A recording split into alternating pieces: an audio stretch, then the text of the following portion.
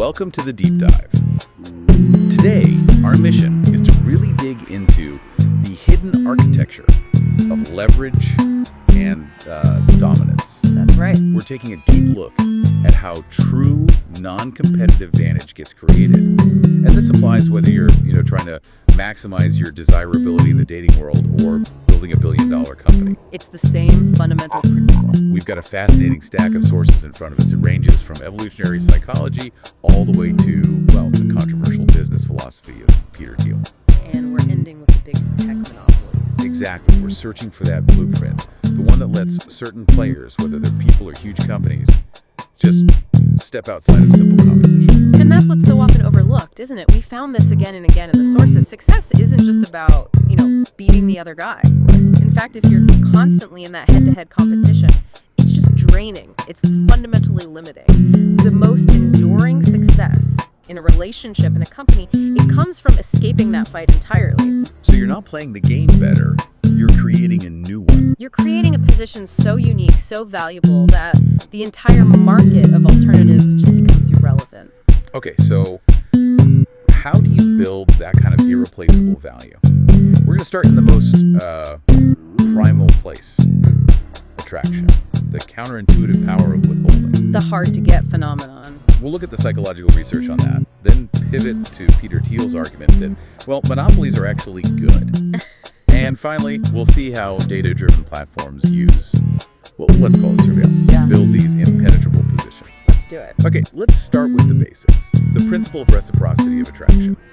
Just common sense, really. We tend to like people who like us. It makes sense. Psychologically, it reduces the risk of rejection. If someone signals they're interested, the path forward feels, safer. Less risk. But the research, it paints a much richer and, frankly, more strategic picture. The sources we looked at, especially a study from the Journal of Social and Personal Relationships, they point to something really counterintuitive. That playing moderately hard to get can dramatically increase how desirable a potential partner seems. Okay, so why does that work? It's classic leverage. A person who's perceived as hard to get is immediately associated with a higher mate value. They seem more valuable because they're scarce. Exactly. The researchers found participants in the study actively made greater efforts for and found more sexually desirable the dates they saw as less available. So the effort itself becomes part of the attraction. It's an investment. The rationale here is maybe unconsciously transactional. The person doing the chasing is trying to get the best deal they can by securing a partner with a higher perceived market value. And once they put in that effort, they're more likely to double down. They're more likely to put in even greater efforts to see that person again. They're pot committed. Wait a minute, isn't moderately hard to get just being manipulative? Where's the line between creating strategic value, proving you're worth the chase, and just being a bad partner who withholds affection for power? That seems like a dangerous road. That is the critical distinction. And it's a fair point. The research is really focused on that initial phase. The attraction, the valuation. Not the long-term relationship. Not the maintenance of it, no. What it proves is that scarcity creates a perception of value, and that perception drives investment. We see this play out historically, too, when we look at, the broader evolutionary context. Okay, explain that. To put it simply, as the stakes go up, so as male investment in potential offspring increases, the selection process gets sharper. So choice becomes more important. Female choice becomes acutely responsive to all the variations in what the males are offering. The better the potential investment, the sharper the criteria for selection. And on the flip side, conversely, males, when they're investing more, they have to exert greater choice based on female quality. They have to actively compete for access to resources. The main takeaway is that variation and scarcity they force a higher valuation and drive intense competition. It's incredible to me that those high-level evolutionary pressures map so neatly onto how we frame things in modern relationships. It's all negotiation, isn't it? If you connect this leverage idea to psychological negotiation models, it really shows that the stakes in intimate communication are always high. They absolutely are. I mean, look at how sexual requests are framed, even within an established relationship. How so? Studies show that people who frame these requests as approach goals, so striving towards something positive like more intimacy, pleasure, shared growth, they report significantly higher sexual and overall overall relationship satisfaction. Because you're working together, reaching for a shared goal. Exactly. But the danger, the real trap, is in the avoidance goal. What's that? It's this subtle but really insidious tactic of engaging in intimacy not because you want to, but because you're trying to avoid something negative. Like trying to dodge a conflict or head off your partner's disappointment. Or just prevent a fight, yes. The classic sitcom trope of, not tonight, I have a headache, but sort of weaponized. That's a good way to put it. That avoidance-focused dynamic is a high-stakes psychological negotiation. One person is using their partner's need for connection, maybe inadvertently, as leverage. And the research backs this up. It confirms it completely. Avoidance goals are directly linked to lower desire and long-term dissatisfaction. The relationship just becomes a calculation of risk avoidance, not a journey of joint growth. Okay, so we've established that strategic scarcity and leveraging perceived value works at the micro-personal level. If maximizing scarcity works for an individual to drive investment, how do the truly dominant players, the Thiel-style monopolies, do this at a market level? That takes us straight to Peter Thiel, the founder of PayPal, Palantir. His philosophy in the book 0 to 1 is hugely controversial, but also hugely influential. And his big insight is pretty brutal. It's brutal, but clear. Competition is for losers. I mean, what does he mean by that? He argues that if you're competing head-to-head in a market that already exists, you're just making incremental progress. He calls it one hit. So, not a real innovation. Right. The goal of a truly great company isn't to compete better. It's to achieve a monopoly by doing something totally new. That's 0 to 1. You have to either invent a whole new category or be 10 times better than the current option. So much better that competition just becomes irrelevant. Exactly. That's the ultimate hard-to-get strategy, isn't it? You're so uniquely valuable that no one can even look for a replacement. And great companies, Thiel says, have to build structural defenses. He famously calls them moats. Right, the moat. And we should be specific about what those are. First, you need technology, some proprietary solution that's hard to replicate. The network effects. Right. The more people use it, the more valuable it becomes for everyone. Think Facebook, Google. Third is brand, which creates that instant loyalty. And finally, scale. Being so big, you have efficiencies no small competitor can ever match. Those 4 moats make sure that even if someone builds a 1x alternative, they just can't breach the walls. It makes it almost existentially difficult for a challenger. Thiel also talks about the last mover advantage. Yes, this is key.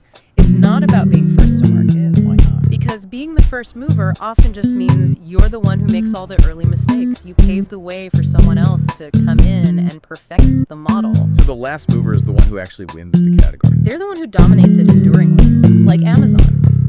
They started in competitive retail, but they used their moats, especially technology and scale, to become more and more of a retail monopoly. They shifted the whole game from competitive pricing to necessary infrastructure. And drawing that parallel back to our discussion on personal value, that guiding question for a startup, what important truths do very few people agree with you on? That applies to defining a personal vision too. It's about cultivating a singular, irreplaceable position. Look at historical figures who did this. Cleopatra, for instance. Okay. Her political skill, her intelligence, her seduction. It was all leveraged to secure strategic alliances. Rome and Egypt. These were fundamentally transactional, power-driven deals. She wasn't competing for male affection in the normal sense. She was making deals based on a political valuation that no one else could offer. She had a monopoly on what she could bring to the table. Or what about Nina Delanclos? Much less famous, but equally strategic. An amazing example. She managed to retain leverage over dozens of lovers her whole life by deliberately avoiding the chains of matrimony and setting up these rigorous rules of engagement. That structure was her moat. It was.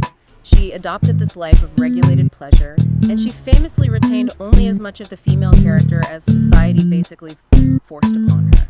Her rules of access, her ability to walk away, it created immense demand and scarcity. She understood, as she said, that the unskillful woman expends in a single day everything that might keep alive the inclination she had excited. She controlled the supply of her own attention. Perfectly put. So whether it's the 17th century or the 21st, the strategy is maximize your uniqueness, create demand, and enforce the rules. But the monopolists today, they're not using wit or royal alliances, they're using algorithms and data to build these invisible moats. And that's the transition to the modern era of dominance. GFAM, Google, Amazon. Amazon, Facebook, Apple, Microsoft. Their dominance is reinforced by aggressively just eliminating the competition. Well, sources show that Amazon, Facebook, and Google, just those three, made close to 500 acquisitions since 2010. They're buying up the competition and working to become a threat. And the secret sauce is data.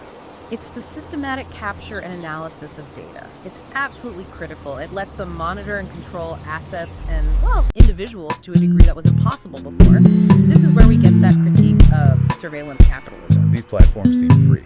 But they're actually enrolling you, the user, into pursuing the platform's goals. It's not just selling ads, it's refining their control over the entire market. And what's terrifying is that this data control gives them unique advantages, things like dynamic pricing models that change based on your user history or location. No smaller competitor can ever access that. They control the flow of commerce and information. They eliminate fair competition.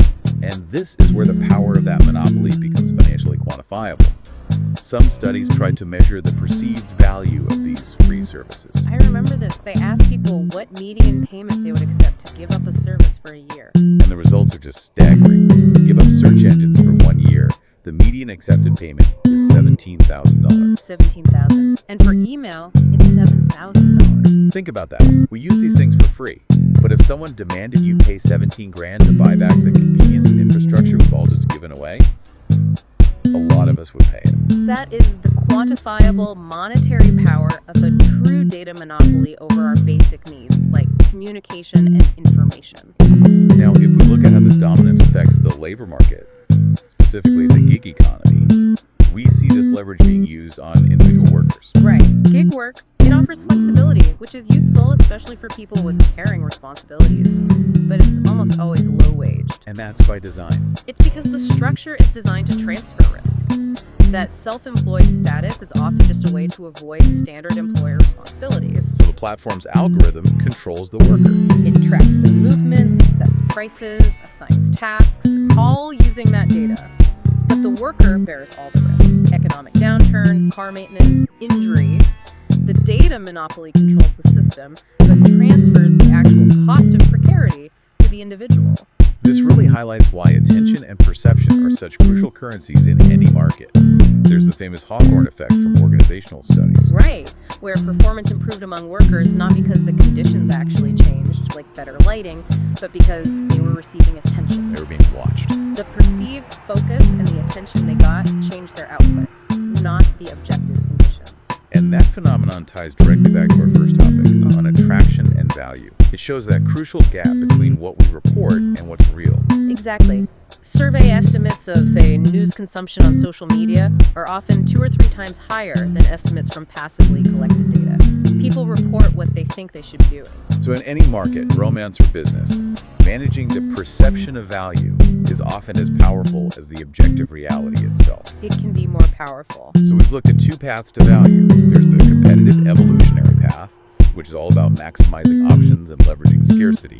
And then there's the path of true dominance, which is about uniqueness and monopoly. But, and this is a big but, if we bring this whole framework back to intimacy, to long-term relationships, Right. we have to recognize that applying a purely competitive business model like a SWOT analysis, Strengths, weaknesses, opportunities, threats. right, applying that is fundamentally incompatible with success. And that's a great point. Why exactly? Because the SWOT framework assumes zero-sum dynamics. I win, you lose, or at least I strategize against external forces. And in a relationship, that would look like viewing your partner's success as a threat to your own control. Or using a perceived opportunity to gain leverage over them. It's always transactional. It's adversarial.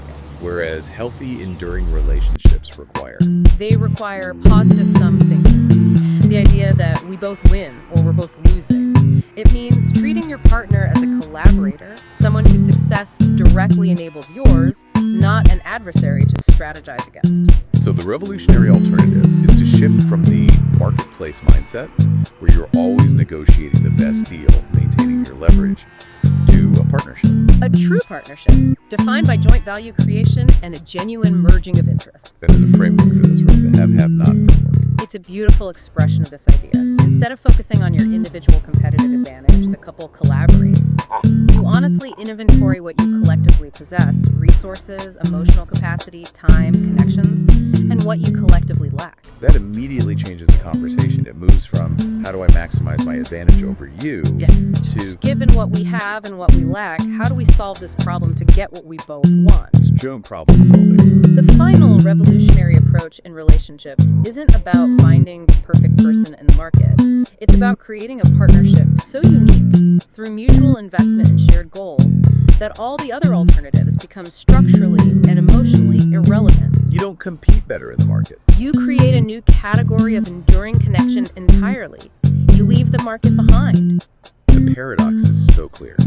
Leverage might buy you a seat at the table, but it's partnership that wins the long game. Strategy, whether in romance or business, hinges on the quality of the value you create and your ability to avoid that crowded field. The competitive path relies on scarcity and individual leverage. The truly successful path relies on unique, overwhelming value and ultimately collaboration. Which suggests there's a necessary sequence here. I think so.